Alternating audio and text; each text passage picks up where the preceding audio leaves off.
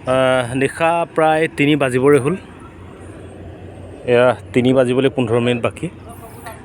অম্বুবাচীৰ সময় মহানগৰত এতিয়া কামাখ্যা মন্দিৰত এতিয়া অম্বুবাচী চলি আছে। আমি অম্বুবাচীৰ পৰা আহিলোঁ 3 বজাৰ পিছত। সেয়া গুৱাহাটী মহানগৰৰ যিখন দলং, মাছখোৱাৰ যিখন দলং, এই দলংখনত আমি আছোঁ। আৰু আপোনালোকক যদি দেখুৱাওঁ, সেইটো আপোনালোকে যিটো দেখিছে সেইটো হৈছে নীলাচল পাহাৰ।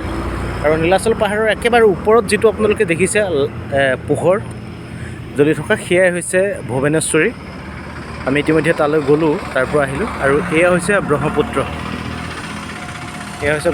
আৰু এইখন দলং হৈছে উত্তৰ গুৱাহাটীলৈ যাব লগা যিখন দলং, সেই দলংখন নিৰ্মাণ কাৰ্য চলি আছে, দলং বনাই আছে। আৰু এই দলঙৰ দৃশ্য বিশেষ কোনো কাৰণ নাই, এনেই যিহেতু আহিলোঁ কামাখ্যা মাক দৰ্শন কৰিলোঁ। দৰ্শন কৰাৰ পাছত ইয়াত কিছু সময়ৰ কাৰণে আমি ৰ'লোঁ। আৰু ইতিমধ্যে আমাৰ কেমেৰা যিসমূহ আছিলে, কেমেৰা বুমসমূহ আমাৰ ভিডিঅ' জাৰ্নেলিষ্টকেইটাই তেওঁলোকে বেগত ভৰাই আছে। আৰু মই এনেই এটা ভিডিঅ' এটা কৰিলোঁ।